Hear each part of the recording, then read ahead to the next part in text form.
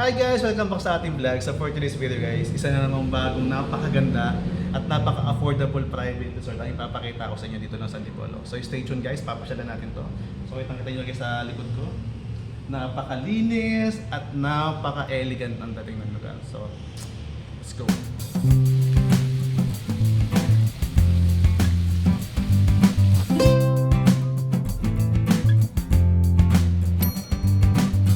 Naghahanap pa ba ng affordable at perfect spot para sa staycation ng inyong buong pamilya or tropa? Tara, check mo tong place na natumbasan namin na talaga namang goods na goods. Kasama na sa package yung access sa buong bahay at syempre sa swimming pool. Para mas ma-appreciate mo, tapusin mo ang buong video para mas makita mo yung buong place. At kung magustuhan mo, magbuka agad kasi madaling maubos ang slot. Paano? Yayahin na ang pamilya at barkada. At syempre, sama-samang mag-enjoy.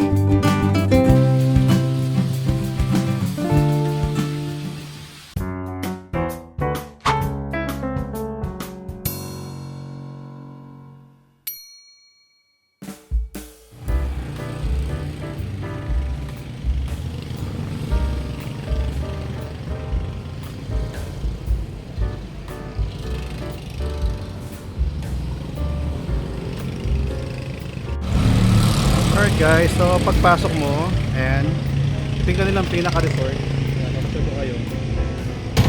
And one good thing guys na meron sila is, yan, meron silang parking lot dito. Actually kasya dito ang dalawang sasakyan. Natry na namin nung nag-swimming kami dito ng mga kasama sa church. So pwede ang dalawang sasakyan, tapos yung mga motor pwedeng singit-singit kahit dito, or pwede pa siguro sa tricycle dito. So safe na safe yung sasakyan. Kasi syempre meron sila ditong, yan, closed gate. Kaya goods na goods guys. And then katabi lang ng parking area, nandito na agad sa swimming pool. So yan, ito yung pang bata nila na swimming pool. So nasa 2 feet siguro ito or 2.5. And then ito yung pang adult. So doon guys, andun yung malalim na part. Doon yung around 5 feet. Tapos dito siguro mga dito 4 feet to. Ayan. So ingatan nyo lang guys yung mga anak ninyo kapag nag-swimming kayo kasi baka from kiddie pool, tumulay sila. Doon part na medyo malalim yan. So ingatan nyo lang. So pag may mga bata kang kasama, make sure na binabantay nyo pa rin. Alright.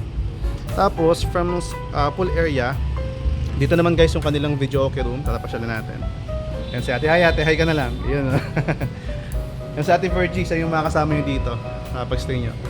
Ito guys, dito yung kanilang video okay area. So gusto guys, pwedeng habang siguro habang kumakain kayo sa samgyup, no? Pwede kayong kumakanta-kanta or kung nag-drinks kayo, pwede rin siguro. So yan, video okay na lang. So okay na okay ito mag video okay guys kasi surround yung area kaya rinig-rinig mo yung pagkanta mo. Okay, sa pasyalan naman natin guys, yung pinaka sabihin natin ano to bahay to kumbaga buong bahay to Hindi siya basta room lang. Talagang as in gusto guys for family outing kasi tingnan niyo, napakalawak. Napakaganda ng ano guys, napakaganda ng paligid, napakalinis. Ayan o. Diba, couch pa lang. Diba, sarap mag-stay dyan, sarap mag-tambay-tambay, banding-banding with your family. And then mayroon silang cable TV. And then may chandelier din na napaka-elegant ng dating. And then dito guys, meron ding dining area dito sa loob mismo ng house. Kaya kung ayaw nyo doon sa lalabas, okay din dito. Tapos may magagamit na rin kayo dito mga kitchenware. So may toaster tayo doon, meron tayo ditong microwave oven, may electric kettles para sa mga mahilig magkape, no?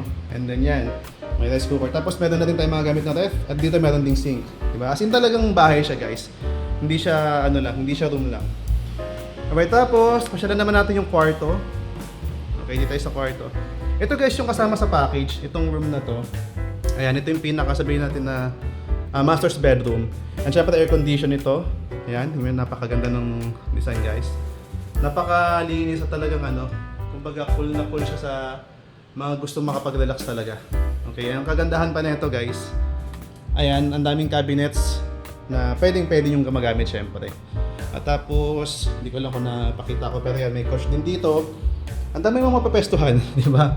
And then dito sa room na to guys, meron sariling toilet and bath. So ayan, may shower dito guys, hot and cold shower. Tapos may toilet. Okay. And then meron pang isang room, dalawa actually yung room na kasama sa package. Okay. So buksan natin kabilang room. Ito yung medyo mas maliit na room pero malaki din naman yung bed. So ito siya guys, yan. And then same din, naka-aircon siya of course.